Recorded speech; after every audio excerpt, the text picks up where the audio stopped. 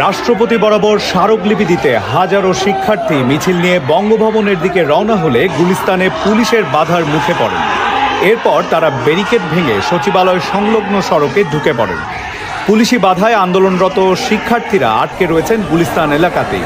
সেখান থেকেই 10 সদস্যের একটি দল রাষ্ট্রপতির কাছে স্মারকলিপি দিতে যাবে।